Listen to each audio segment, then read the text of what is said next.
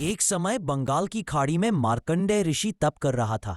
इंद्र के पद पर विराजमान होने को यह शर्त होती है कि यदि तेरे शासनकाल में बेहतर चौकड़ी युग के दौरान यदि पृथ्वी पर कोई इंद्र पद प्राप्त करने योग्य हो जाता है, इंद्र का पद उसको दे दिया जाता है और वर्तमान इंद्र से पद छीन लिया जाता है।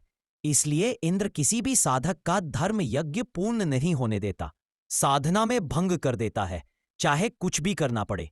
जब इंद्र के दूतों ने इंद्र को बताया कि बंगाल की खाड़ी में मार्कंडेय नामक ऋषि तप कर रहा है, इंद्र ने ऋषि का तप भंग करने के लिए उर्वशी भेजी।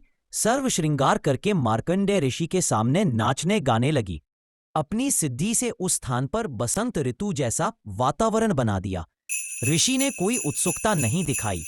उर्वशी ने कमर का नाड़ा तोड़ दिया, निर्वस्त्र हो गई। हे बेटी, आप यहाँ क्या कर रही हो? आप यहाँ गहरे जंगल में अकेले किस लिए आई हो? ऋषि जी, यहाँ पर जितने भी साधु थे सब मेरी सुंदर शरीर को देखकर लटू हो गए। आपका ध्यान कहाँ लगा था पता नहीं। मेरी समाधि ब्रह्मलोक में गई थी, जहां पर मैं उन ऋषियों पर नाच देख रहा था जो इतनी सुंदर है कि तेरी जैसी तो उनके साथ साथ नौकरानियां हैं। इसलिए मैं तेरे को क्या देखता, तेरे पर क्या आसक्त होता। यदि तेरे से कोई सुंदर हो तो उसे ले आ। इंद्र की पटरानी अर्थात मुख्य रानी मैं ही हूँ। मुझसे सुंदर स्वर्ग लोक में कोई औरत नहीं है।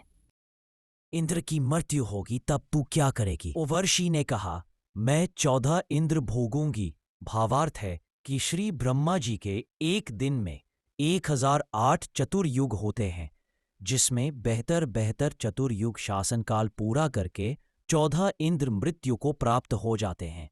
इंद्र की रानी वाली आत्मा ने किसी मानव जन्म में कितने अधिक पुण्य किए थे कि जिस कारण वह 14 इंद्र की पटरानी बनकर स्वर्ग सुख तथा पुरुष सुख भागेगी। 14 इंद्र मरेंगे तब कहा जाएगी, फिर मृत्युलोक में गधी बनूंगी और इंद्र गधा। फिर मुझे ऐसे लोक में क्यों ले जा रही है जहां का राजा गधा बने और रानी गद्दी बने? अपनी इज्जत रखने के लिए, नहीं तो इंद्र कहेगा तू हार कर आ गई। गधी की क्या इज्जत, तू तो अभी भी गधी है। 14 खसम करेगी और फिर गद्दी बनेगी। इतने में वहीं पर इंद्र आ गया। विधान अनुसार अपना इंद्र का राज्य मार्कंडेय ऋषि को देने के लिए कहा कि ऋषि जी, हम हारे और आप जीते, आप इंद्र की पदवी स्वीकार करें। अरे इंद्र, मेरे लिए तो इंद्र की पदवी कागले की बीट के समान है। तू मेरे बताए अनुसार साधना कर, तेरे को ब्रह्मलोक ले चलूंगा। इस इंद्र के राज्य को छोड़ दे। इंद्र ने कहा, ऋषि जी, अब तो मुझे मौज मस्ती करने दो, फिर कभी देखूंगा। पाठक जनों, विचार करो। इंद्र को पता था कि मृत्यु के उपरांत गधे का जीवन मिलेगा, फिर भी उसे क्षणिक सुख को त्यागना नहीं चाहता था। कहा कि फिर कभी देखूंगा। फिर कब देखेगा? गधे बनने के पश्चात तो कुम्हार देखेगा कितना वजन गधे की कमर पर रखता है। ठीक इसी प्रकार इस पृथ्वी पर कोई छोटे से टुकड़े का प्रधानमंत्री, मुख्यमंत्री या राज्य में मंत्री बना है, या किसी पद पर सरकारी अधिकारी या कर्मचारी बना है, या धनी है, उसको कहा जाता है कि आप भक्ति करो, नहीं तो गधे बनोगे। वहां यहां तो नाराज हो जाते हैं या कहते हैं कि हम क्यों बनेंगे गधे। फिर से मत कहना। कुछ सभ्य होते हैं, वह कहते हैं कि किसने देखा है गधे बनते। फिर उनको बताया जाता है कि सब संत तथा ग्रंथ बताते हैं, तो अधिकतर कहते हैं कि देखा जाएगा। उनसे निवेदन है कि मृत्यु के पश्चात गधा बनने के बाद आप क्या देखोगे?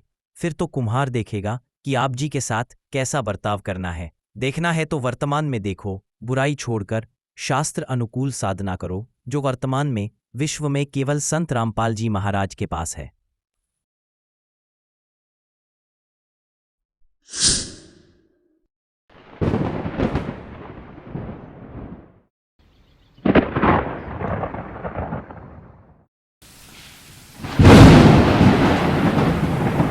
दोस्तों, वीडियो कैसी लगी? लाइक करें, कमेंट करें, चैनल को सब्सक्राइब जरूर करें।